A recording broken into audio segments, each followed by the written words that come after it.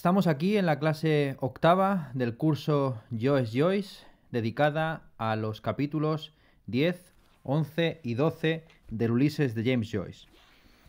Estos son capítulos fundamentales porque aquí comienza Joyce a separarse de los capítulos o las escenas canónicas de la Odisea. El capítulo 10 lleva el título secreto de Las Rocas Errantes, que es una escena que no tiene lugar en la Odisea, sino en la historia de los argonautas, en la historia de la búsqueda del vellocino de oro por Jasón. Es un capítulo muy importante dentro del libro porque es el capítulo intermedio. Estamos hablando de un libro de 18 capítulos, 9 partes, 9 capítulos ya los hemos explicado, nos quedan los otros 9. Pues bien, justo en mitad de su libro, Joyce introduce esta sección que revela de nuevo el carácter casi de rompecabezas que tiene el libro, sino de muñeca china, o muñeca rusa, mejor dicho. Es decir, que dentro de cada muñeca hay otras muñecas de tamaño inferior que replican el modelo original, el modelo grande. Entonces, como ya hemos explicado, tenemos 3 capítulos de Telemaquia. Los 3 primeros capítulos del libro están dedicados a Dédalus / Telémaco. 6 capítulos dedicados a la Odisea stricto sensu, es decir, a Leopold Bloom, a el Odiseo de Dublín. Y en este capítulo 10 tenemos 18 fragmentos de la vida urbana de Dublín. De alguna forma, este capítulo reproduce a una escala micro la estructura del libro. El libro consta de 18 capítulos y en el capítulo 10, en mitad del libro, tenemos 18 fragmentos, 18 pasajes de la vida de Dublín. Y aquí es donde Joyce hace un recurso, recurre a la técnica de montaje paralelo más que en ningún otro sitio. Hemos explicado en las clases prácticas, hemos mencionado en las clases prácticas cómo la técnica del montaje paralelo es una técnica cinematográfica que toma Griffith de principalmente Dickens, pero que está en toda la narrativa de cierta extensión en Europa y fuera del continente europeo. En los libros de caballerías, entre los poemas épicos de caballerías, en el Orlando Furioso y en la Jerusalén Libertada, etcétera, hay muchos. Esta estructura de la composición paralela, el montaje paralelo, es muy habitual. Es bastante habitual que las historias se alarguen, entrecruzándose con otras historias, dejando cada línea argumentativa en suspense o en suspenso, justo cuando va a suceder lo más importante. Y así en el Quijote de Cervantes, que hace una parodia de los libros de caballerías, hay una pausa, un cliffhanger, un momento de suspense, cuando Don Quijote y el vizcaíno están a punto de pegarse. Ahí en ese punto Cervantes hace una pausa metaliteraria donde el narrador deja de hablar de el discurso. Un segundo. Sí, está grabándose. Gracias. Que no me quedaba muy claro. Deja de hablar del discurso del lenguaje objeto, deja de hablar de lo que sucede en el nivel de la acción para ponerse a hablar metaliterariamente acerca de el manuscrito de Cide Abete Benengeli. Aquí lo que tenemos es una composición por la técnica del montaje paralelo, donde 18 fragmentos de la vida de Dublín, que tienen lugar entre las 3 y las 4 de la tarde, se componen por medio y se estructuran a través de ciertas referencias comunes, de ciertas resonancias que dan a entender que tal hecho es coexistente o coetáneo en el espacio y el tiempo de tal otro hecho. Aquí sería interesante regresar sobre lo ya dicho en clases pasadas del interés de Joyce por el cine, un interés principalmente comercial o mercantil. Se dio cuenta de que en Irlanda no había ningún cine a la altura de 1909 y decidió asociarse con unos capitalistas italianos para abrir el primer cine en toda Irlanda, el cine Volta de Dublín, un cine que duró poco tiempo abierto porque las películas que echaban en la cartelera eran principalmente italianas y aunque estábamos hablando de un contexto del contexto del cine mudo, donde era fácil, digamos, cambiar los intertítulos italianos por los ingleses o traducirlos oralmente con, como saben ustedes, todos los acompañantes, toda la estructura de acompañamiento que llevaban las películas de cine mudo, con la persona que los explicaba, los músicos que tocaban piezas para amenizar la velada, etcétera. A pesar de eso, pues el cine Volta fue un fracaso comercial y tuvo que ser cerrado. No sabemos muy bien cuáles sean los gustos de Joyce, poca gente le preguntó por ello, pero muchos han interpretado que la técnica del monólogo interior es una técnica de montaje, lo hemos explicado en varias ocasiones, y del mismo modo que en el cine hay una composición de las ideas abstractas a partir de lo concreto, así también en Joyce hay un uso del lenguaje como si el lenguaje tuviera una concreción de la que carece. Vamos a ver que Joyce hace esta apuesta por la concreción del lenguaje, especialmente en este capítulo y en el siguiente, donde toma las unidades fonéticas como unidades de significado propio, mínimo, que pueden perfectamente aislarse las unas de las otras. El capítulo 11, el capítulo 11, el capítulo 11, es un capítulo que busca recrear una estructura musical, aislando determinados leitmotiv, aislando determinados temas musicales que en realidad son palabras que privadas de su contexto aparentemente no tienen sentido. Sergei Eisenstein, el director de cine, en los textos que él tenía, que él escribió sobre la técnica cinematográfica contrapuesta a la técnica literaria, sostenía que el cine y la literatura se aproximan a lo abstracto y a lo concreto de maneras distintas. Las palabras sueltas son abstractas. Mesa, cara, yo, amor, son términos genéricos, son universales. Y tan solo se vuelven concretos por medio de el contexto en el que cumple una determinada función sintáctica y semántica de dichas palabras. Cuando ya empezamos a hablar del amor que sentía Ernesto Castro por Luna Miguel en el verano 2020, pues ya estamos acotando mucho más y estamos llegando a un afecto concreto, particular, individual. Y frente a lo que sucede en el cine, donde cada imagen, cada fotograma es concreto y específico, se refiere a un determinado individuo, pero puesto en composición o montaje con otras escenas, con otros planos, comienza a volverse abstracto. Si tú pones unas imágenes de un campo de flores junto con otras escenas de la guerra de Ucrania, en la composición lo que surge es una metáfora acerca de el paso de las estaciones, los conflictos circulares, el eterno retorno a la violencia, lo que sea. Pero hay algo que ya apunta más allá de la concreción de tal batalla, tal flor. ¿De acuerdo? Entonces, Joyce lo que hace en esta película, iba a decir, en este capítulo, es llevar a cabo esta técnica de montaje paralelo que será retomada por muchos, iba a decir, directores de cine, novelistas posteriores. Camilo José Cela, de una manera célebre, en La Colmena, lo que hace es extender esta técnica a todo un libro. En lo que Joyce hace en un capítulo, muchos directores de cine, me volvía a salir de nuevo, muchos novelistas posteriores lo aplicarán a una obra en su totalidad y en ocasiones a toda una trayectoria. Hay trayectorias literarias enteras que están construidas sobre la base de técnicas que Joyce utiliza experimentalmente por primera vez en el Ulises.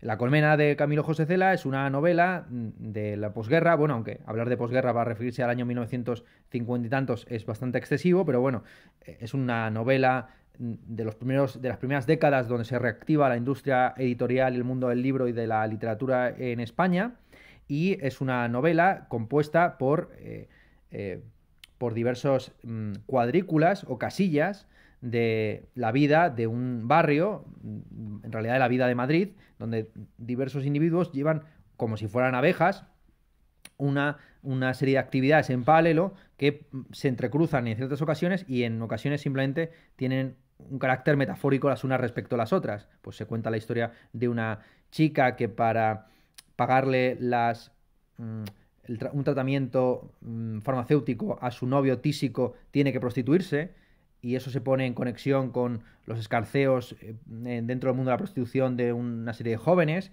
y a su vez eso se pone en conexión con una vieja amante que vuelve a reconectar con un barman, quienes a su vez están intentando buscar la muerte del marido, y eso se pone a su vez en conexión con un marido que le está poniendo los cuernos a su mujer, en fin, una serie de tramas que se van hilando y que componen todas ellas pues una gran colmena, donde cada individuo está aparentemente aislado en su casilla, pero en el fondo todos están trabajando por una misma causa, aunque en este caso sea el caos social. ¿de acuerdo? Pues bien, lo mismo sucede en este capítulo, donde hay 18 fragmentos centrados en 18 personajes, algunos de los cuales ya han aparecido, otros son ecos de lo que comentó o habló Joyce en El retrato del artista adolescente y en Dublineses, y otros son figuras inéditas, personajes que no habían aparecido en la narrativa de Joyce hasta ahora, pero que tendrán un papel importante en subsiguientes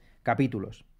Este es además el capítulo en el que se dice la fecha exacta en la que nos encontramos, el 16 de junio de 1904, el día en que Joyce conoció a Nora Barnacle, la que sería su futura esposa, futurísima esposa, porque estuvo cohabitando con ella sin matrimonio durante muchos años, la que sería su pareja vital y amatoria durante tantos años, y que le sirvió de inspiración para la figura de Molly Bloom, para casi todas las figuras femeninas en su narrativa.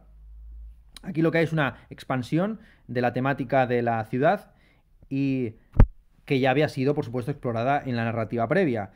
Está, por supuesto, en Balzac, ¿no? Balzac, con su Comedia Humana, lo que está haciendo principalmente es un retrato de los diversos estratos que componen la sociedad, convirtiendo en el fondo a París en el protagonista de su narrativa. Y del mismo modo que en la obra de Balzac hay personajes que aparecen en determinadas series de la Comedia Humana y a veces desaparecen o reaparecen en otras, así sucede también en este capítulo, donde hay entrecruzamientos, y en el libro, por supuesto, hay entrecruzamientos entre las trayectorias vitales de diversos personajes. Y Joyce va un paso más allá, por supuesto, de Balzac o de la narrativa del siglo XIX. En Balzac sí que hay un retrato de la época o del lugar, pero la mayor parte de los autores posteriores que regresaron a este asunto de retratos de época o retratos civiles de la ciudad en la que se desempeña la actividad humana, solían agarrarse a fenómenos históricos relevantes. El 16 de junio de 1904 no pasó nada relevante en términos históricos. Se anunciaba la guerra entre Japón y Rusia, de que sucedería un año después, en el 1905. Hay una carrera de caballos que, como sabemos, desempeña un papel fundamental en el libro, pero no hay, por supuesto, los grandes hechos históricos que vertebran pues novelas como Los Miserables de Víctor Hugo, que se puede entender como una novela acerca de París, o La Guerra y Paz de Tolstoy, que se puede entender como una novela acerca de Moscú, de San Petersburgo, de las dos grandes ciudades rusas. El tema urbano está puesto directamente al frente de del Ulises, sin escamotearlo o sin degradarlo, sin destruirlo, sin licuarlo, recurriendo a la historia. Así, Jean Valjean, en Los Miserables, pues salva a Mario a través de las cloacas de París, o Pedro Betzujov salva a un niño enfermo también por las calles de Moscú, después de la toma napoleónica de esa ciudad. Ambas novelas están encuadradas en el contexto de las guerras napoleónicas, mientras que en el caso de Joyce no hay guerra por ningún lado. Es simplemente dos individuos, Bloom y Stefan Dedalus, llevando a cabo su día a día en este capítulo, entremezclados con muchos otros personajes situados a su mismo nivel. Hay aquí, si quiere, una desjerarquización narrativa donde la vida de los protagonistas es tan importante como la de los personajes secundarios. Por ejemplo, por cierto, si quieren ustedes leer un ensayo bueno sobre el asunto de la diferencia entre personaje principal y personaje secundario, yo les recomendaría el libro de Woloch que se llama The One versus the Many, el uno versus o contra el muchos. Es un libro fantástico que comienza estudiando el caso de la contraposición entre el protagonista y el personaje secundario en la Ilíada. Y lo empieza justamente con la relación que existe entre el personaje principal de la Ilíada, que es Aquiles, y el resto de personajes secundarios que cobran importancia en el momento en que Aquiles, enfadado por el reparto inequitativo del botín de Troya, decide abstenerse del combate con los troyanos. Es en ese contexto en el que aparecen figuras secundarias como Tersites, etcétera, que también van a ser retomadas por la narrativa de Joyce. Bloom, en el Ulises de James Joyce, ya digo, salva a Stefan, igual que Jean Valjean salvaba a Mario, o igual que Peter Betzujov salva al niño enfermo, pero no lo hace en un contexto épico, sino que lo hace simplemente en un contexto incluso podemos decir cómico o ridículo. Simplemente es una pelea, una riña entre dos soldados ingleses y el pedante estudiante irlandés. Hay un énfasis homérico que por supuesto le da todo un tono más elevado de lo que debería y eleva, ya lo hemos dicho muchas veces, lo que sería un relato realista y truculento o trivial a una casi epopeya burlesca. Hay un disfraz del pasado que enriquece, por medio de un comentario irónico, lo que sucede en el presente. En Joyce, al igual, ya lo hemos dicho varias veces, los cambios, los hechos más importantes de la novela no tienen tanto que ver con el contenido cuanto con la forma. Si tiene sentido esta distinción, son los cambios de lenguaje los que marcan el tránsito de un capítulo a otro, los que nos dan a entender que estamos hablando de fenómenos distintos, ¿vale? Las horas van pasando y va pasando también en las diversas técnicas literarias de exposición. Aquí nos encontramos, ya digo, en 18 escenas breves, entre las 3 y las 4 de la tarde, y la técnica, según la describe Gilbert, es la técnica del laberinto, donde diversos caminos confluyen a veces en encrucijadas o en lugares donde uno debe tomar una cierta decisión. La primera escena, la más larga, de las 18, narra la peregrinación del padre Conmee, el rector jesuita del Clongowes Wood College, el colegio al que fue Joyce y en el que se sitúa parte de la acción del retrato del artista adolescente. El padre Conmee, nos acordamos de él, porque en debate con él, Joyce expuso las teorías de lo bello al final del retrato del artista adolescente. En otras secciones aparecen personajes ya conocidos: Stefan Dedalus, el señor Bloom, un marinero cojo, Buck Mulligan, Haynes, Blaise Boylan, el promotor teatral que va a acostarse con Molly Bloom esa tarde, el padre de Dedalus, el padre de Stephen, con su hija Dilly, etcétera, etcétera, etcétera. Y hay, por supuesto, citas en latín del Salmo 119 en concreto, que está representado dentro de la Biblia con la letra sin o shin, que, conforme a la cabalística clásica hebrea, refiere a uno de los atributos de Dios, uno de los nombres divinos, en concreto todo aquello que tiene que ver con las sustancias vegetales. El estilo del pasaje dedicado a Conmee es un estilo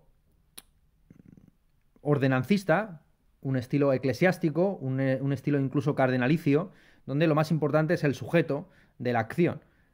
Cada frase comienza con el padre Conmee hizo, sujeto, verbo y el complemento directo, el complemento indirecto, lo que toque. Y así aparecen otros personajes, cada uno dándole un tono distinto a la sección en la que aparecen o se desempeñan. Así, pues por ejemplo, cuando aparece Leopold Bloom, el Leopold Bloom está entretenido con hojear una serie de libros en una librería de segunda mano, donde va en busca de una novela para su esposa, para Molly Bloom, sabiendo que a ella le gustan los libros truculentos de carácter sexual, pues se fija en libros con títulos tan abracadabrantes como Los terribles descubrimientos sobre María la monja, o una obra de Aristóteles calificada como su obra maestra, que no es la segunda parte perdida de la Poética donde se habla de la comedia, sino un compendio de sus obras zoológicas donde se describe el proceso embrionario, la fecundación, el embarazo de muchos animales con ilustraciones bastante gráficas. Eso le parece casi pornográfico a Leopold Bloom.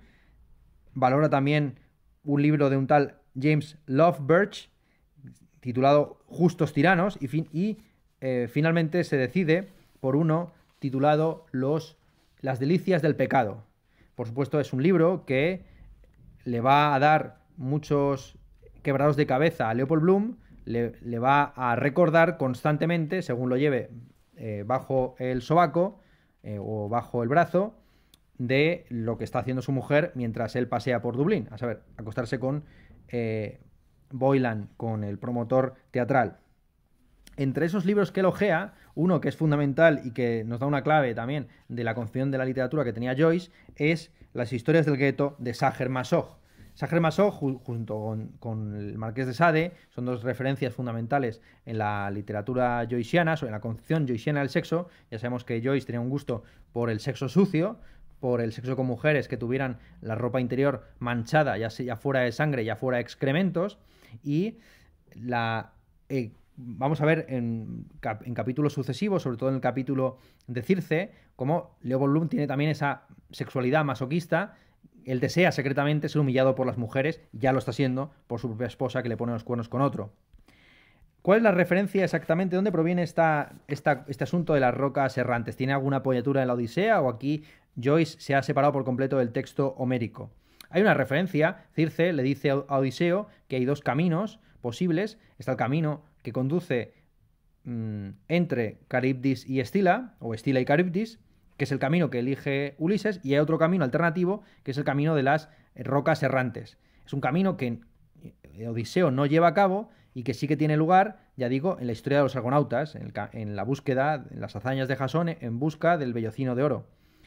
Jasón, sabiendo que en ese paso marítimo hay un conjunto de rocas que oscilan y que se mueven y que pueden llevar a pique la embarcación, la nave Argos, decide mandar una paloma que elige una trayectoria fiable a través de la cual se puede atravesar por las rocas y que es la trayectoria que siguen los argonautas. La paloma, al atravesar las rocas, tan solo pierde una pluma de la cola, y del mismo modo los argonautas, al pasar por entre las rocas, tan solo sufren ciertos daños en la popa de la nave Argos. Aquí la paloma o la nave Argos podría equipararse a el carruaje del virrey de Dublín.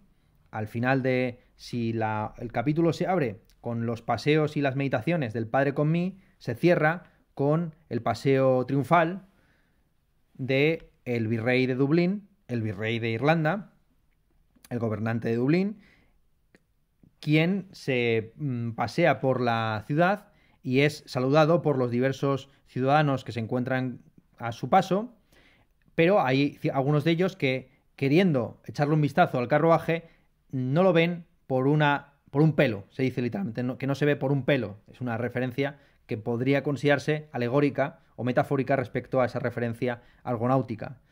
A mí me parece más interesante el paralelismo entre la nave Argos y el panfleto, el folleto, el Elías viene, que Leopold Bloom tomó varios capítulos atrás y que en este capítulo sigue su trayectoria por el río, esquivando o avanzando en medio de la mugre que llena el río que separa Dublín en dos partes.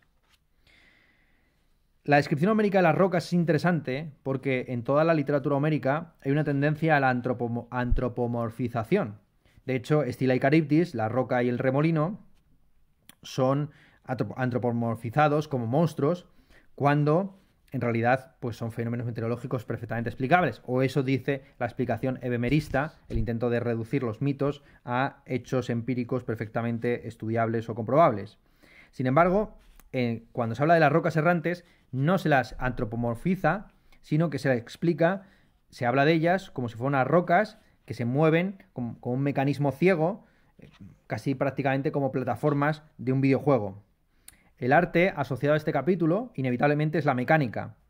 Y muchas veces cuando se habla de Odiseo, en la Ilíada de la Odisea, se le atribuye el epíteto de polimecánico, una expresión en griego que ha sido traducida al castellano como fértil en ardices.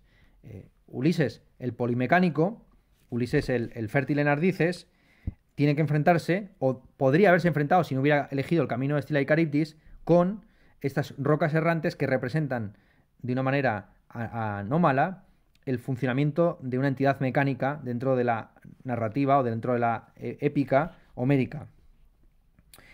Hay referencias a la mecánica, por supuesto, en todo el capítulo. Así, por ejemplo, se habla de la invención mecánica de Rochford, unas columnas gemelas de discos oscilantes, o se dice que un tal Kelleher hacía girar la tapa de un ataúd sobre su eje. Se habla de carreras de bicicletas y Stefan Dédalus, después de unos pensamientos más o menos infames o dolientes para la religión, se rehabilita y decide lanzar una especie como de alabanza al mundo como una suerte de reloj, como un gran reloj que hace tic-tac todo el tiempo, alabando ingeniosamente la puntualidad mecánica del universo. Eso es lo que hace Stefan en un determinado pasaje de este capítulo, después de compararse a sí mismo a Antístenes. Antístenes ya apareció en varias ocasiones en el libro, el discípulo del sofista Gorgias, quien elogió a Penélope, la esposa de Ulises, por encima de Helena. Para que vean ustedes en qué medida cada sección se ajusta al espíritu y al modo de vida de los personajes, les voy a leer cómo empieza el pasaje en el que aparece Stefan Dédalus. En la página 276 de la edición de Cátedra, que es la que yo sigo, aparece tal cual que así. Stefan Dédalus observaba por escaparate telarañoso los dedos del lapidario, comprobando una cadena desgastada por el tiempo. El polvo entamaba el escaparate y las bandejas de la vitrina. El polvo oscurecía los atareados dedos de uñas buitreras. El polvo dormía sobre espirales mates de bronce y plata, los angres de cinabrio sobre rubíes, piedras desmochadas y vinoscuras. Nacidos todos en la oscura tierra agusanada, motas frías de fuego, malditas, luces brillando en la oscuridad, a donde los arcángeles caídos arrojaron las estrellas de sus frentes. Enfangados hocicos de puercos, manos, ozan y ozan, las gafan y arrancan. Bueno, ven cómo aquí los pensamientos de Stefan Dédalus pues tienen este carácter, en fin, alambicado, engalanado. Se hace mención de nuevo a sus obsesiones shakespearianas. Mulligan y Haynes, cuando debaten acerca de él, comentan que Shakespeare es un tema que atrae a todos los locos, la personalidad de Shakespeare, la identidad de Shakespeare, la biografía de Shakespeare, y se habla de él como un escritor sin obra, pero no obstante se deja caer la sugerencia de que a lo mejor escribe algo en 10 años, que es lo que tardó Joyce en terminar el retrato del artista adolescente, entre 1904 y 1914. Más elementos mecánicos que aparecen en la novela. El joven Dignam, el hijo del fallecido y enterrado en el capítulo llamado Hades, aparece intentando abotonarse una camisa con la mala pata de que el botón es demasiado pequeño para el ojal y no termina de cerrar la camisa. Algunos lo comparan con, en fin, esa paloma que se escuela entre las rocas. A mí me parece una comparación excesiva, pero sí que es interesante, desde luego, ver cómo reflexiona este Dignam acerca de la muerte de su padre. Dice, porque es una temática recurrente, el pensamiento de Leopold Bloom acerca de la muerte de su hijo y el pensamiento de Stefan Dédalus acerca de la muerte de su madre. Aquí vamos a ver la muerte del padre. Dice, el señorito Dignam caminó por Nassau Street, se cambió los filetes de cerdo de la mano. El cuello se le volvió de nuevo para arriba y se tiró de él para abajo. El puñetero pasador era demasiado pequeño para el ojal de la camisa. Que se vaya a hacer puñetas. Se encontró unos escolares con carteras. No voy a ir mañana tampoco, no asistiré hasta el lunes. Se encontró a otros escolares. ¿Se dan cuenta de que voy de luto? Tío Barney dijo que lo pondría en el periódico esta noche. Entonces lo verán todos en el periódico y leerán mi nombre impreso y el nombre de papá. La cara se le puso toda gris en vez de estar roja como era, y había una mosca que le subía hasta el ojo. El chirrido que había cuando estaban atornillando los tornillos en el ataúd, y los topetazos cuando lo bajaban por las escaleras. Papá estaba dentro, y mamá lloraba en el saloncito, y el tío Barney diciéndole a los hombres cómo pasarlo por el chaflán. Un ataúd bien grande era, y alto, y de aspecto pesado. ¿Cómo ocurrió? La última noche papá estaba ajumado, y estaba allí de pie en el descansillo pidiendo a voces las botas para irse a Túney a seguir viviendo, y parecía gordo y chico en camisa. No lo veré jamás. La muerte es eso. Papá está muerto. Mi padre está muerto. Me dijo que fuera un buen hijo con mamá. No pude oír las otras cosas que dijo, pero vi cómo la lengua y los dientes intentaban decirlo mejor. Pobre papá. Ese fue Mr. Dignam, mi padre. Espero que esté en el purgatorio ahora, porque fue a confesarse con el padre Conroy el sábado por la noche. Bueno, pues este es el pasaje que quería leerles de los pensamientos que tiene el señorito Dignam después de la muerte del padre. Todo el capítulo funciona como un sistema mecánico en el que hay ruedas dentadas, engrasadas y perfectamente ensambladas las unas con las otras como eslabones de una gran cadena. En el fondo lo que se está retratando es la ciudad como una suerte de laberinto viviente. No hace falta recordar las resonancias que tiene el nombre Dédalus para este asunto. Dédalo, el constructor de laberintos. Joyce pensaba en la creación literaria también como una construcción demiúrgica donde el artista compone grandes artefactos que son independientes de él, del escritor. Este artefacto genera ambigüedades que en este capítulo aparecen de la siguiente forma. Estamos hablando, de repente la narración ha alcanzado un plano civil o ciudadano y en una ciudad es muy habitual que haya repeticiones de nombres o que los individuos se traten sin conocerse mucho. Y así en este capítulo aparece otro señor Bloom. Bloom, por supuesto, no es un apellido exclusivo de Leopold. Aparece un tal Mr. Bloom que es en realidad dentista. Y a su vez, igual que hay personas con el mismo nombre que tienen distinta identidad, hay personas con la misma identidad que tienen distinto nombre. Cuando aparece el vizconde, no, el virrey de Irlanda, este es mencionado de diversas formas. Gertie McDowell se refiere a él como Lord Teniente. Gertie es la protagonista del capítulo de Nausicaa, que aquí aparece como una chica sin más. No se explica que está tullida, que está coja. Kernan se refiere a él como su excelencia, mientras que Long John Fanning habla de él como Lord Teniente General y Gobernador General de Irlanda. A su vez, unas señoras ignorantes se refieren a él como el alcalde, ¿no? Entonces ahí, para algunos es un teniente, para otros es su excelencia, para otros es Lord Teniente General y Gobernador General de Irlanda, y para otros simplemente el alcalde, ¿vale? Este pasaje, en la salida final del virrey que vuelve a reunir a todos los 18 protagonistas del capítulo, a modo de epílogo, recuerda, por supuesto, o nos remite a el pasaje más o menos parecido que acontece en La señora Dalloway de Virginia Woolf. Allí Woolf lo que hace es exactamente lo mismo que Joyce.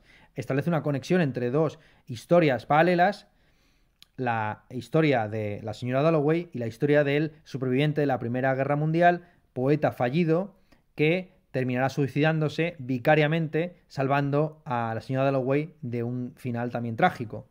Septimus Warren, el soldado superviviente de la Primera Guerra Mundial, está en la calle en el mismo momento en que la señora Dalloway sale de una tienda de flores y los dos se encuentran con el carruaje, también no se sabe muy bien si del rey, del príncipe, del alcalde o de un duque o de un conde, de quien sea. Bien, hay también dudas acerca de quién es. Por supuesto, yo creo que la señora Dalloway está compuesto con una influencia fundamental de Joyce. Es la versión fácil, es el Ulises para tontos, podríamos decir, con toda la estima que tengo a Woolf, ¿no? Pero las dificultades de lectura que presenta la señora Dalloway de Virginia Woolf no tienen nada que ver con lo que presenta el Ulises de James Joyce. Hay muchas ilusiones a lo largo del libro, hay a veces, en fin, personajes que se equivocan, que se engañan, ya digo, con el carácter que tiene lo mecánico en la Grecia clásica como ardiz. Bien, se enfatiza una y otra vez el carácter mecánico, es decir, artificial y engañoso que tiene las rocas en movimiento de las que se habla aquí. Hay un contraste también, por supuesto, entre el pensamiento del padre con mí en las primeras secciones del libro y los pensamientos finales de del virrey. El virrey, de hecho, aparece simplemente como una máquina, no se llega a penetrar en su conciencia, sino que aparece simplemente como un coche ante el cual se van destapando los diversos individuos que están en la calle, ¿vale? Se va, si se quiere, mecanizando cada vez más la narración. Vamos a ver un pasaje que me parece muy interesante de este capítulo, página 255. Está aquí pensando el padre con mí y dice lo siguiente este señor. El padre con mí pensó en las almas de negros y cobrizos y amarillos y en su sermón sobre San Pedro, Claver, SJ y las misiones en África y en la propagación de la fe y en los millones de almas negras y cobrizas y amarillas que no habían recibido el bautismo de agua cuando les llegase la última hora como el ladrón en mitad de la noche. Ese libro del jesuita belga, Le Nombre de Lou, le parecía al padre con mí un planteamiento razonable. Eran millones de almas humanas las creadas por Dios a su imagen y semejanza, a quienes la fe deo volente no les había llegado. Pero eran almas de Dios, creadas por Dios. Al padre con mí le parecía una pena que todas se perdieran, una gran pérdida, si se puede decir. Pues bien, este pasaje está prácticamente tal cual también en la colmena de Cela. En la colmena de Cela, una señora está comprando estampitas para promover el bautismo de los chinitos, se dice tal cual. Preocupada de que los chinos se mueran sin ser bautizados y que por lo tanto no puedan ir al paraíso. Vale.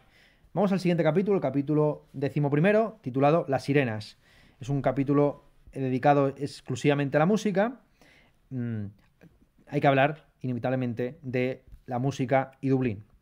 Una de las características fundamentales del Dublín, entonces y ahora, era su vibrante escena musical, especialmente de la música clásica, dedicada en su variante vocal u operística. Había un culto al divo que ni siquiera era equiparable al que hay en Italia. Digamos que en Dublín los tenores tenían la misma fama que en Madrid, en una época, incluso a día de hoy, los toreros. En el capítulo titulado Aeolo ya se anticipa este fervor musical y así el señor Bryden, al subir las oficinas del periódico Freeman, se cruza con el señor Bloom y le compara con Mario el tenor.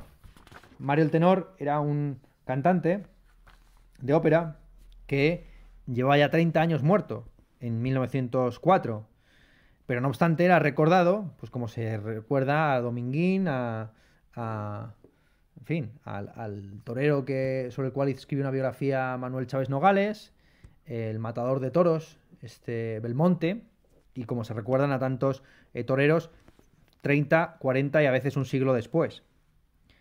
Murray, un capataz de ese periódico, está totalmente de acuerdo con la observación que acaba de hacerse y llega incluso a comparar a Mario con Jesucristo. Este es el grado de culto que hay a las figuras de los cantantes en Dublín. A lo largo de el Ulises encontramos un montón de referencias a músicos y a cantantes y a la música en general. El libro se podría decir que está estructurado conforme a una fuga, siguiendo un determinado patrón musical. El mismo Joyce, sabemos, por su biografía, que si no hubiera optado por la literatura, lo más plausible es que se hubiera dedicado al cante o a la ópera, probablemente. Su padre tenía fama de ser el mejor tenor de Irlanda, mientras que sus tías abuelas, que aparecían caricaturizadas en Los Muertos, estuvieron cantando hasta bien entrada la ancianidad en una iglesia de Dublín. Y el hijo de Joyce continuó con la trayectoria de la tradición familiar. La primera pregunta que le hacían los conocidos de Dublín a Joyce cuando se enteraban de su existencia, cuando se cruzaban con él, en alguno de los dos regresos a Irlanda o en algunos encuentros esporádicos en París o en Zúrich o donde fuera, lo primero que le decían a Joyce es: sí, me he enterado que estás escribiendo libros, pero ¿sigues cantando? Lo que más le interesaba, le consideraban más bien, más que un escritor en ciernes, le consideraban un cantante fallido.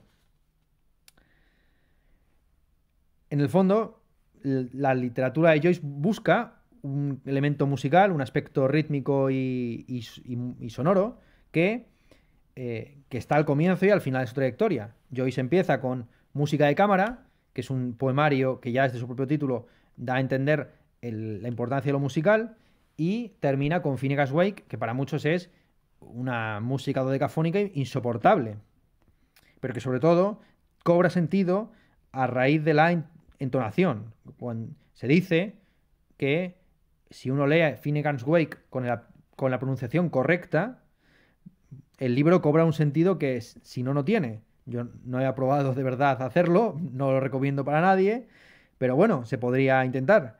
Y desde luego, en Joyce, eso sí que lo he comprobado, cuando uno lee pasajes del Ulises que no entiende en el original, muchas veces, si se deja llevar simplemente por el ritmo y por el sonido que provocan los términos, va dando con un significado, con un estado emocional que es el que quiere inducir realmente Joyce. Por supuesto, la base del estilo de Joyce es una base musical, y en el Finnegans también visual, por supuesto, y en Ulises también tiene un elemento estrictamente visual de lo que ya hemos explicado en clase como las artes simultáneas, las artes que no requieren del paso del tiempo. Joyce en el fondo veía la composición literaria como una cuestión de números. Ya hemos visto que en el fondo el libro de Joyce está compuesto numéricamente para que haya exactamente 9 capítulos por aquí, 9 capítulos por allá, en el capítulo 18 partes, tal. Entonces, Joyce compone su libro conforme a principios matemáticos que él expone sobre los cuales teoriza en la página 319 de la edición que estoy manejando. Dice lo siguiente aquí Joyce. De números se trata. Toda la música cuando lo piensas. 2 multiplicado por 2 dividido por la mitad es el doble de 1. Vibraciones. Esos son los acordes. 1 más 2 más 6 es 7. Haces lo que quieres con cifras haciendo juegos malabares. Siempre encuentras que esto es igual a aquello. Simetría junto al muro de una crucería. No se da cuenta de que voy de luto. Insensible. Todo para su buche. Musimatemáticas. Y te crees que estás escuchando lo etéreo. Pero supón que lo dijeras como: Marza, 7 por 9 menos X es 35.000. Menudos bemoles. Es a causa de los sonidos, es por eso.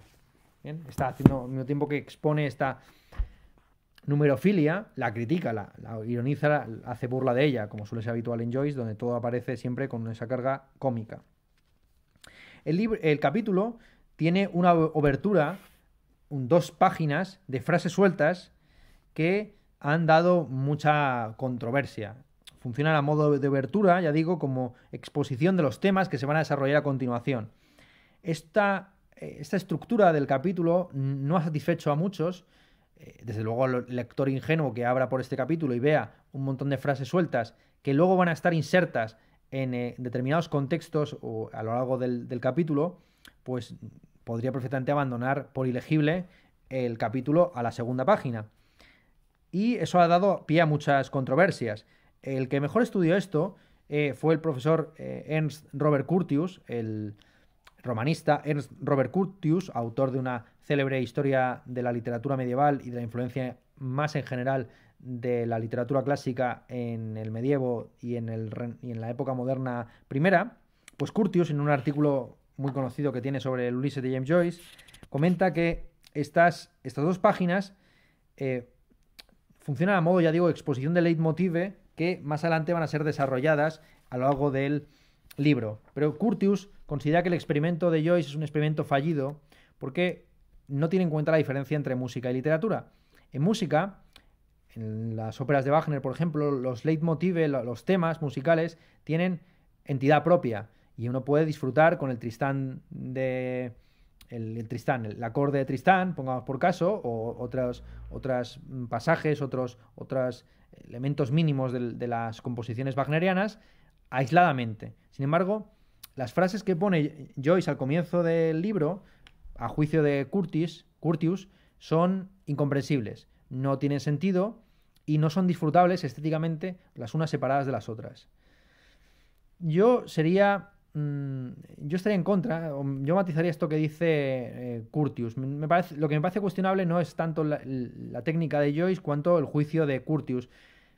al final esas dos páginas funcionan como una especie de prosa poética, incluso de prosa de poema a secas, con grandes versículos, que se desarrollan a continuación. Lo que hace Joyce es componer casi un cadáver exquisito. Ya saben ustedes esta forma de componer un texto que consiste en que uno escribe una frase y dobla el papel para que el siguiente que escriba su frase no sepa lo que venía a continuación.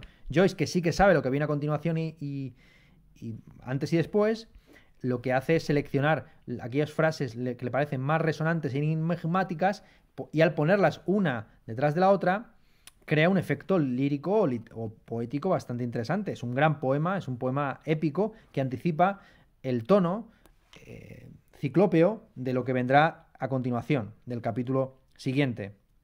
Bueno, sea como fuere, este capítulo se titula Las sirenas y ello se debe a que las dos personajes principales de este capítulo son dos camareras, la señorita Lydia Dus y la señorita Mina Kennedy, camareras del restaurante Ormond, donde acontece la acción. Están allí sirviendo sus bebidas a los parroquianos, a los habituales del bar, y también, por supuesto, ligoteando con ellos. Aparece en escena Blaise Boylan, quien va a comprar unos regalos a Bloom, a la señora Bloom, antes de tener contacto carnal con ella, y también aparecen personajes de dublineses como Linham, uno de los dos galanes que aparece en el cuento homónimo, estos tipos que están chuleando a una prostituta. Mientras tanto, Bloom está escribiendo una carta a su amante por escrito, a su amante epistolar, la señora Marta, y en su mente se mezclan tres temas. Por un lado, la carta que está escribiendo a Marta. Por otro lado, el libro erótico que tiene en el bolsillo, este de los placeres del pecado o las delicias del pecado. Y por último, la inminente entrevista entre Boylan y la señora Bloom. Y es en ese entrecruzamiento entre los tres temas que emerge la estructura de fuga per canonem, que es como definió Joyce la estructura musical de este capítulo ante Gilbert. Hay a lo largo del capítulo pues muchos entrecruzamientos musicales y resonancias de una obra célebre de Blake, el Dr. Class y Signor Falalasole, donde se hace una sátira de los gustos exóticos en materia musical de los británicos. En Alemania se bromeaba mucho en ciertos círculos musicales con que los británicos, las islas británicas en general, incluyendo Irlanda, pues serían islas amusicales, ¿no? Los países, las tierras sin die Lande ohne Musik, las tierras sin música. Esto es cuestionable, por supuesto, no hay grandes músicos británicos, eso no cabe la menor duda, pero sí que es cierto que durante mucho tiempo en Gran Bretaña había un gusto musical principalmente orientado hacia afuera y tardó mucho más que en el ámbito alemán, por ejemplo, el desarrollo de una ópera en lengua propia. Y a la altura del siglo XX era todavía habitual que, aun siendo las piezas en inglés, compuestas en inglés y cantadas en inglés, los espectadores y los cantantes se refirieran a ciertas partes de esas composiciones o a la propia composición en su conjunto en italiano. Que los cantantes cambiaran sus apellidos y sus nombres artísticos para parecer italianos y que a su vez las obras fueran llamadas con títulos italianos, como sucedía, por ejemplo, durante el medievo con el griego. El Perifisios de Scott Orígena es un tratado escrito en latín, pero que sin embargo tiene un título en griego sobre la naturaleza, Perifisios. Y lo mismo sucede, por supuesto, en el presente, donde muchos autores titulan sus películas o sus novelas o sus cuadros en inglés, aun cuando el contenido de las mismas esté articulado en castellano o en alemán o en francés, en lo que sea, ¿vale? Pues esto sucedía con la ópera, y de esto hace mucha burla Joyce, introduciendo ciertos ecos del italiano, que él conocía muy bien. Como sabemos, en la familia de Joyce, en la casa de Joyce, se hablaba principalmente italiano. Sus hijos habían nacido en Italia, en Trieste, y entre ellos se dirigían en ese idioma. Las resonancias homéricas en este capítulo son un poco más etéreas, Pero bueno, están ahí. Por supuesto, se habla de Misdus. Misdus dice que ha estado en la playa, habla de cómo se ha tostado al sol, se describe el bar como si fuera un barco y en la sala hay colgado un cuadro de una marisma, de una marina. Vamos a leer un pasaje, página 223, donde esto queda perfectamente claro. También su oído es una concha. El lóbulo que por ahí asoma. Ha estado en la playa. De la playa encantadora, chicas. Piel morena quemada. Debería haberse puesto crema antes de ponerse morena. Tostada con mantequilla. Ah, no hay que olvidarse de esa loción. Calenturas por la boca. La cabeza sencillamente. El cabello trenzado por encima. Concha con algas. ¿Por qué se tapan las orejas con cabello de algas? Y las turcas por la boda. ¿Por qué? Sus ojos por encima del embozo. Yasmak. Buscar la entrada. Una cueva. Prohibida la entrada salvo en horas de oficina. El mar creen que oyen. Cantando. Un bramido. Es la sangre. Borbollón en el oído a veces. Bueno, es un mar. Islas corpusculares. Por supuesto, se está hablando pues del sonido que provoca pegar una caracola a la oreja. He sabido que en realidad lo que uno está escuchando es el propio flujo de la sangre por el conducto de la oreja. No es que la concha suene a mar, sino que uno se está oyendo a sí mismo amplificado. El término que utilizó Joyce para describir la técnica de este capítulo es esto de fuga per canonem, que para muchos resulta un poco inexplicable. Hay muchos estudiosos, ¿no?, que consideran que esto de la fuga per canonem no tiene ningún sentido.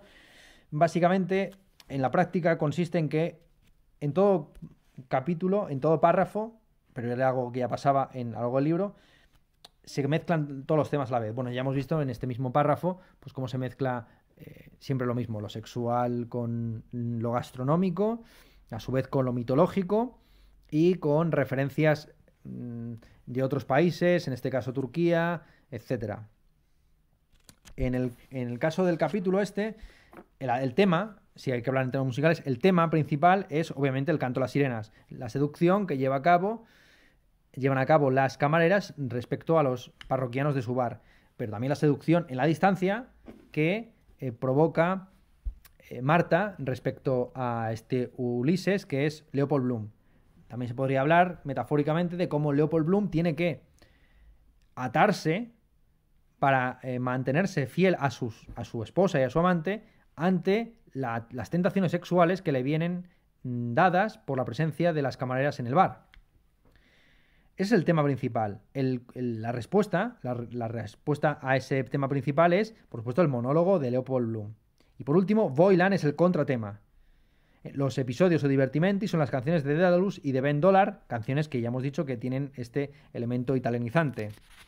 El capítulo este capítulo 11 es uno de los capítulos más experimentales en composición de neologismos, en construcción de abreviaturas, en palabras truncadas, en juegos, en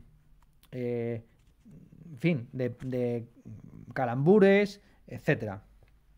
Hay, para que vean un pasaje interesantísimo a este respecto, la página 320. ¿No? En la página 320 ya digo que se podría interpretar como el equivalente joyciano del célebre pasaje en el que Ulises se ata al mástil de su barco para escuchar a sirenas, pero no verse influido por ellas, aunque está tentado, por supuesto, de dirigir el navío hacia las rocas donde están las sirenas.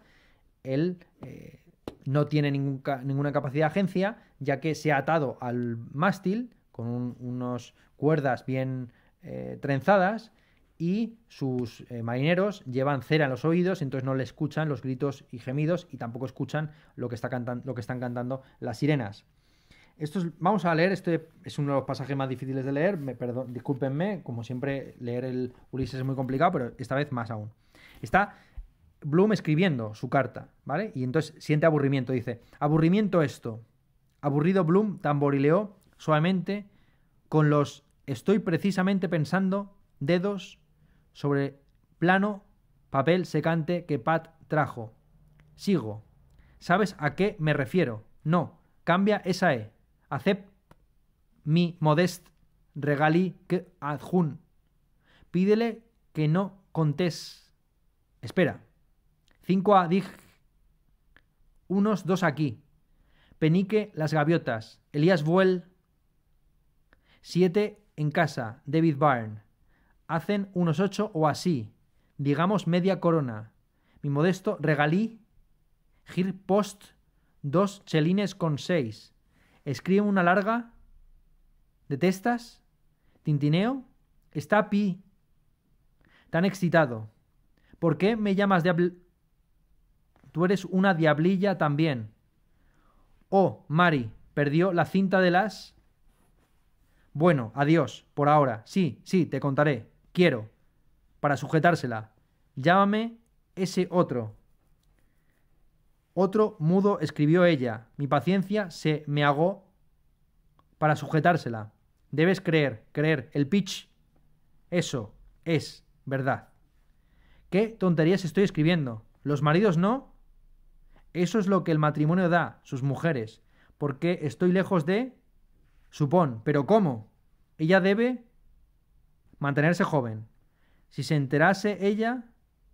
La tarjeta en mi sombrero no... ¿Ca? No contarlo todo. Dolor sin sentido. Si no lo ven, mujer.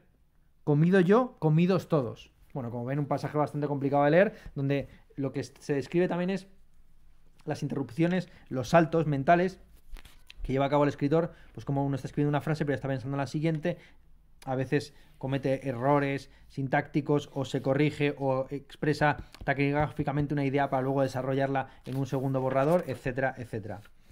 Joyce pretendía que este capítulo fuera sublime, que tuviera una altura musical comparable a las Valquirias de Wagner. Lo consiguió. Alex Ross, en su libro Wagnerismo, aborda la conexión entre Joyce y Wagner de una manera muy extensa.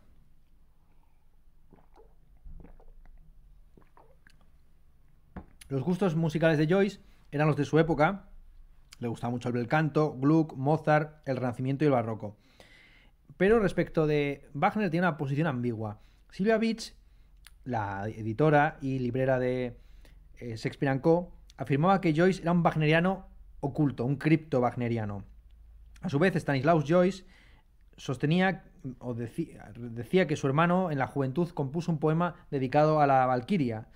Y en sus ensayos de juventud, por supuesto, nos encontramos con referencias a Parsifal y a Lohengrin y una lectura de Wagner más allá de la reivindicación nacionalista. En el libro de Alex Ross, Wagnerismo, se muestra la influencia de Wagner en todo el finales de todo el siglo XIX y buena parte del siglo XX, y cómo esa influencia no solamente está circunscrita al nacionalismo alemán, sino que cala por todos lados.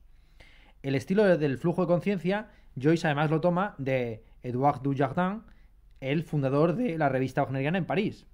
Edouard Dujardin, cuando se publica el Ulises, lo celebra como una novela wagneriana.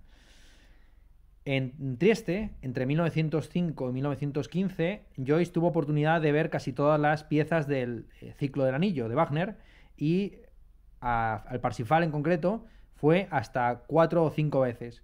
Sin embargo, en El ocaso de los dioses, cuando fue a verla en Roma, dijo que no le había gustado y que no había nada que le hubiera conmovido de la interpretación. En cuanto a los maestros cantores, sostenía que era una pieza pomposa, pretenciosa.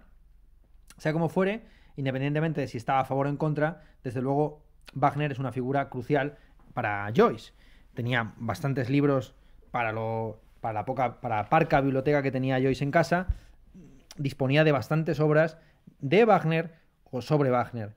Tenía, por ejemplo, la obra de arte del futuro o el judaísmo en la música, los textos de Wagner, y los libretos de El holandés errante, El oro del Rin, Sigfrido y El eclipse de los... El ocaso de los dioses, El eclipse de los dioses.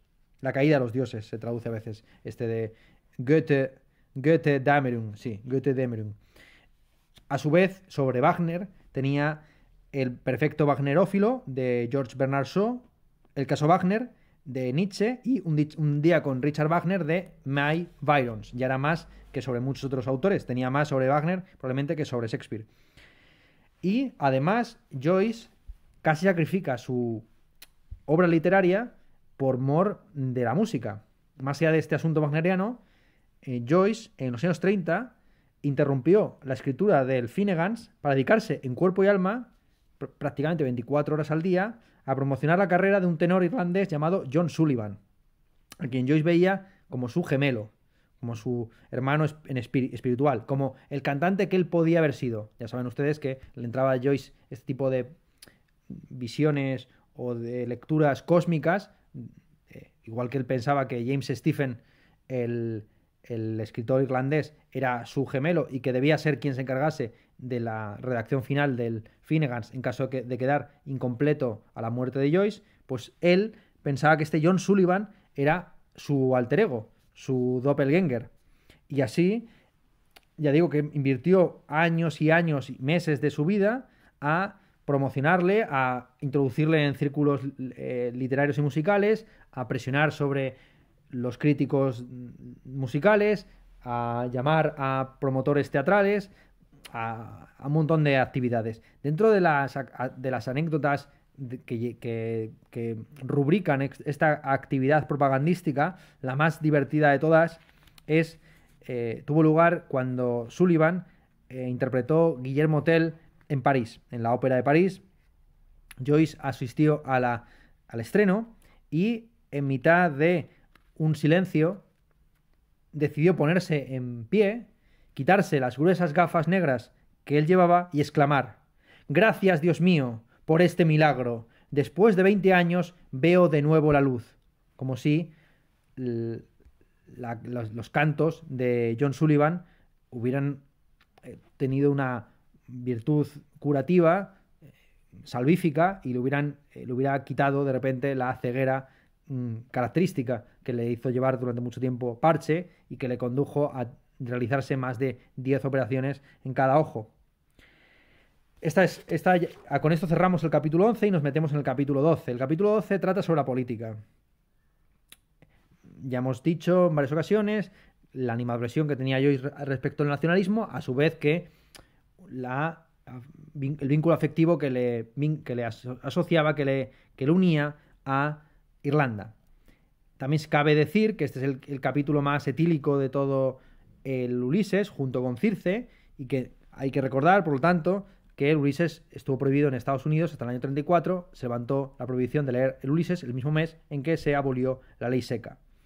La acción sucede en uno de los bares más conocidos de la Irlanda y del Dublín de entonces, el Barney Kiernans, el bar de Barney Kiernans, una taberna conocidísima y bastante estrafalaria por su colección de quincallería relacionada con el crimen. Tenía monedas falsas expuestas en las paredes, armas con las que se habían cometido asesinatos, cuerdas con las que se había apresado a criminales, esposas que habían limitado la capacidad de movimiento de los brazos de dichos criminales, etc.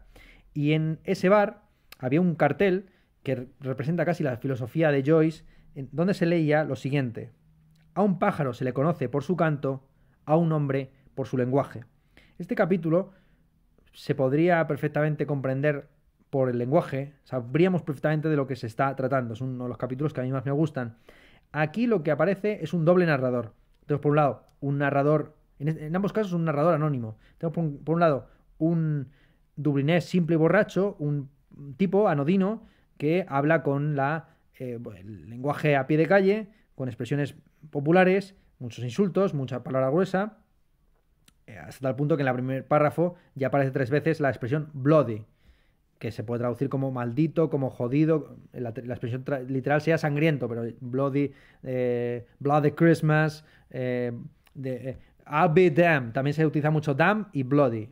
Son expresiones que aparecen constantemente y que son muy bien traducidas, por cierto, por Francisco García Tortosa. Los equivalentes kinkis que busca García Tortosa están muy bien escogidos. Esta es la primera figura, ¿no? Una figura apolítica, borracha, cansada, por supuesto, de la turra que dan los nacionalistas acerca del gaélico. Y luego tenemos el otro narrador que se nos presenta como la conciencia del nacionalismo. Ahí se le llama el ciudadano incluso a veces la traducción que hace Francisco García Tortosa de Citoyen, iba a decir en francés, no, de Citizen, es el paisano. Pues el paisano o el ciudadano es el equivalente joyciano al cíclope. ¿Bien? La metáfora está calcada, ¿no? Igual que el cíclope es cejijunto y monocular, pues así el nacionalismo tan solo tiene una idea fija, tan solo tiene una cosa ante los ojos, tan solo piensa en una cosa, que es la nación.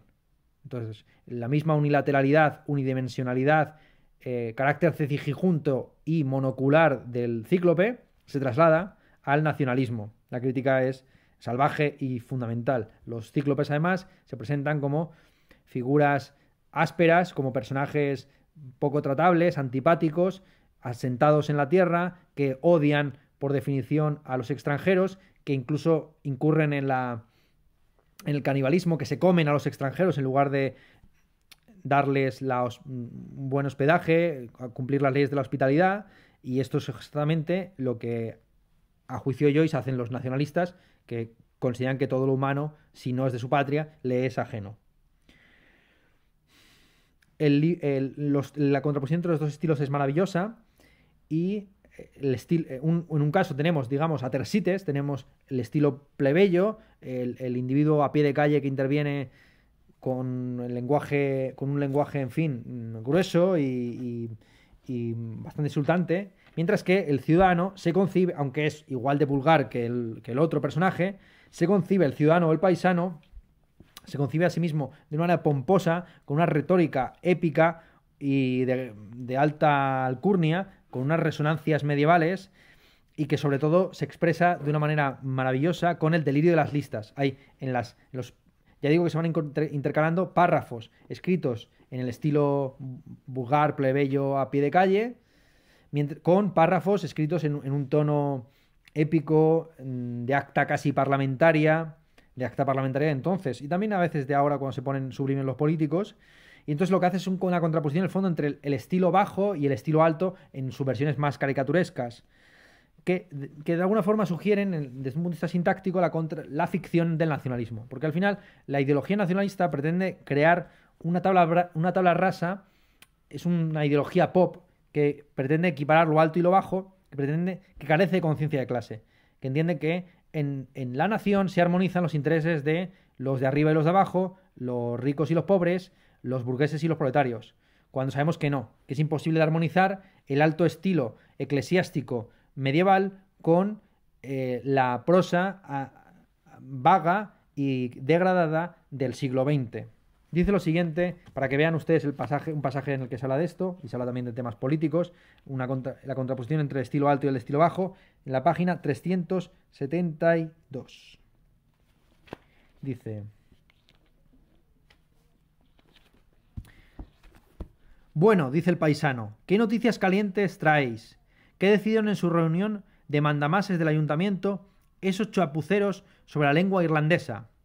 Y dice en este caso este narrador anónimo, que yo identifico con la conciencia sublime interior del nacionalista, del ciudadano paisano, tal y como se imagina a sí mismo. En realidad habla de esta forma: mandamases, chapuceros, etc. Y él se imagina hablando, en su cabeza sonaba así de espectacular: O'Nolan, guarnecido con brillante armadura, con profunda inclinación, rindió tributo al avasallador y encumbrado y poderoso jefe de Erin toda, y le hizo sabedor de aquello que hubo sucedido, de cómo los respetables ancianos de la más obediente ciudad, la segunda del reino, habíanse reunido en el recinto de Portazgo, y allí, tras las preces pertinentes a los dioses que habitan en el éter celestial, habían resuelto en solemne consejo por el que, si a bien hubiera, una vez más retornaría a su estima entre los mortales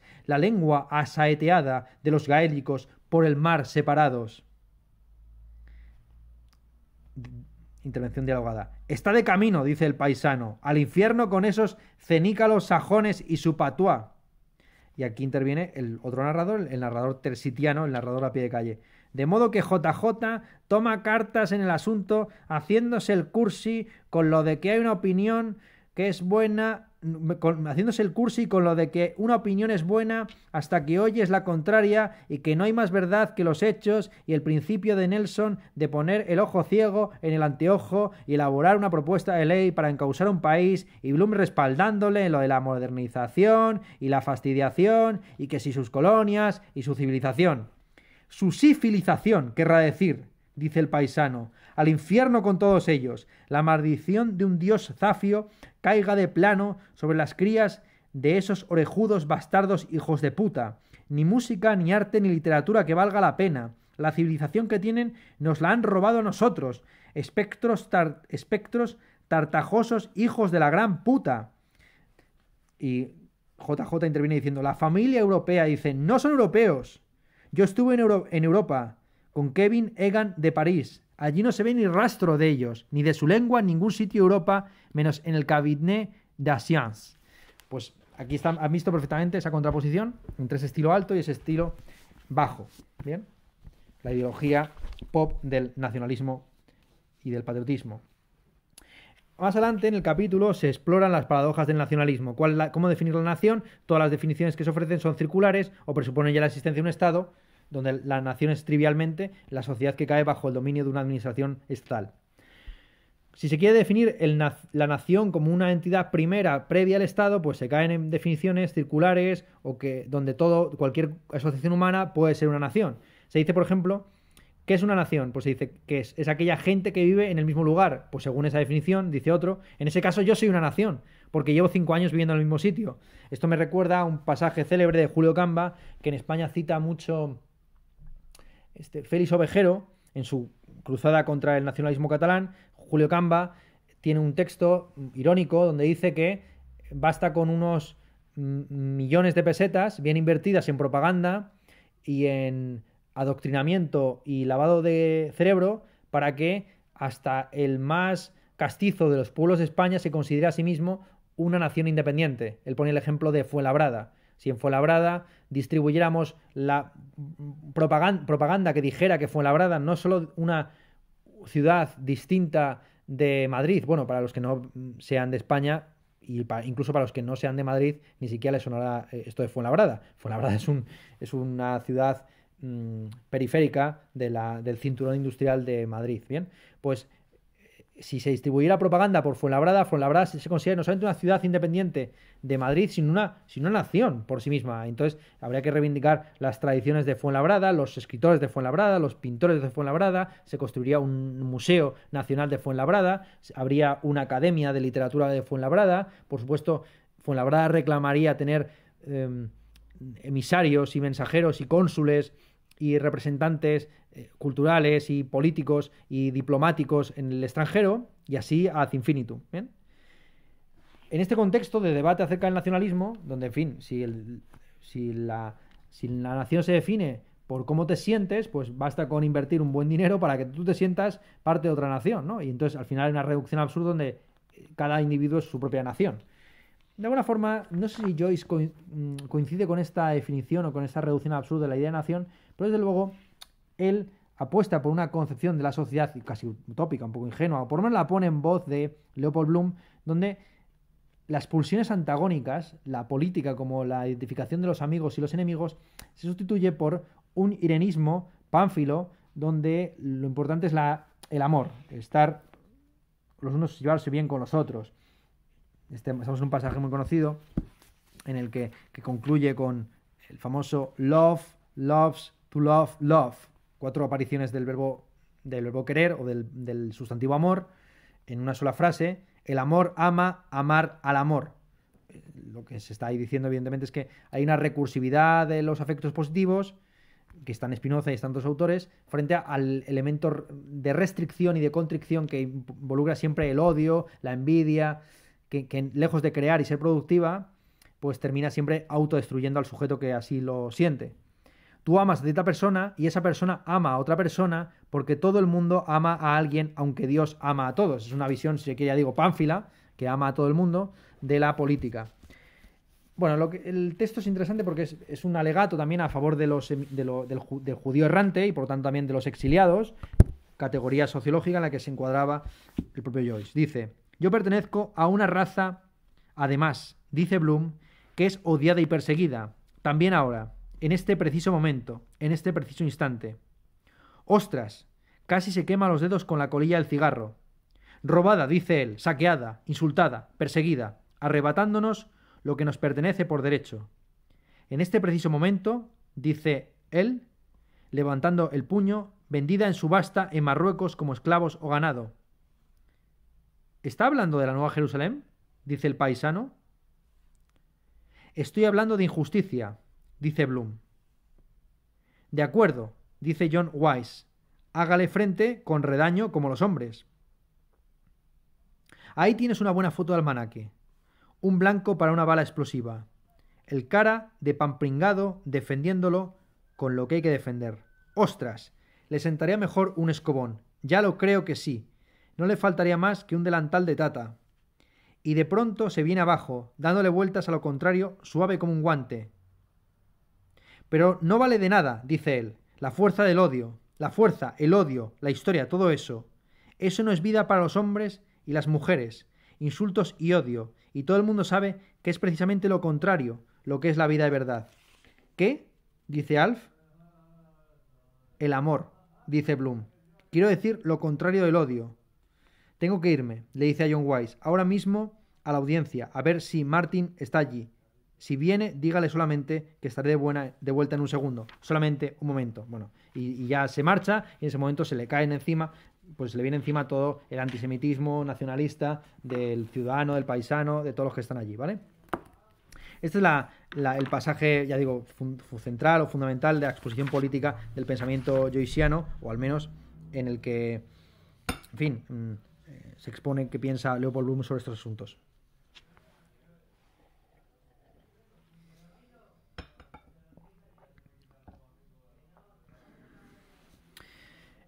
Por supuesto, este capítulo se titula El Cíclope, ya lo hemos dicho, y la idea de que el nacionalismo esté junto y monocular, pues atraviesa todo el texto.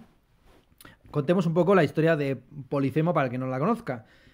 Ulises arriba a la región de los Cíclopes. Primero, de manera prudente, guarece sus barcos en un lugar oculto, pero a la mañana siguiente se atreve a adentrarse en el territorio y se mete en una cueva que parece muy hospitalaria, con unos álamos, unas cabras, agua. Ulises lleva consigo unos vinos que ofrece al habitante de esa guarida cuando regresa de pastar a sus cabras, pero el habitante, el anfitrión, Polifemo, es un cíclope que no quiere tratar con hombres y que de hecho prefiere comerlos. De los 12 hombres que entran en la cueva, tan solo sobreviven 10, los otros 2 son devorados por el cíclope, quien no quiere atenerse a las leyes de la hospitalidad, no quiere intercambiar presentes con los griegos, ni con los hombres en general. Ulises entonces hace uso de su polimecánica, de su fertilidad en ardices, y le ofrece vino a el cíclope, a Polifemo, quien se cae roto, dormido, después de emborracharse. Antes de caer inconsciente, el cíclope le pregunta a Odiseo por su nombre y este replica que su nombre es nadie. Este es un juego de palabras que en griego se expresa de esta forma. Ulises en griego es Odiseus, mientras que nadie se dice Utis Zeus. Utis Zeus, Odiseus. ¿Bien? Utis Zeus, Odiseus. Sin Zeus, sin nombre, y Odiseo. Vale. Se está guardando a las espaldas, por supuesto, Odiseo, pues su plan, su propósito es cegar al cíclope cuando está dormido, con un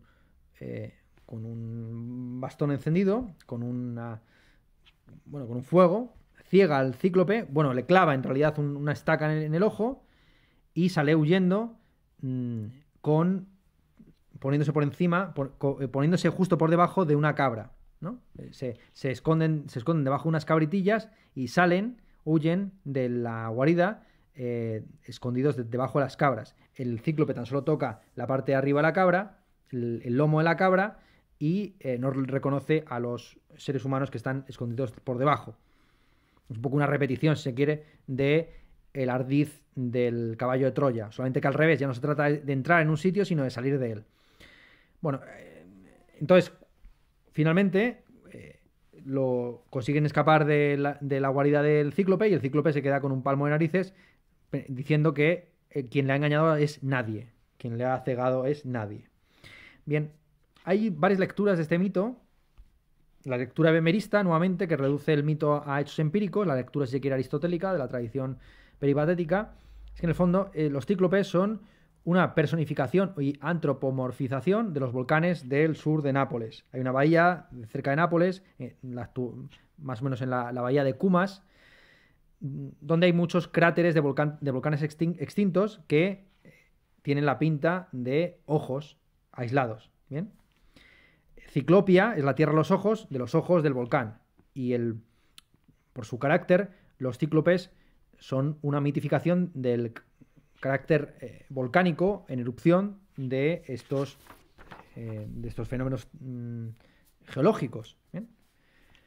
El ciudadano también echa humo. Se habla del cigarro encendido, tiene una violencia en erupción.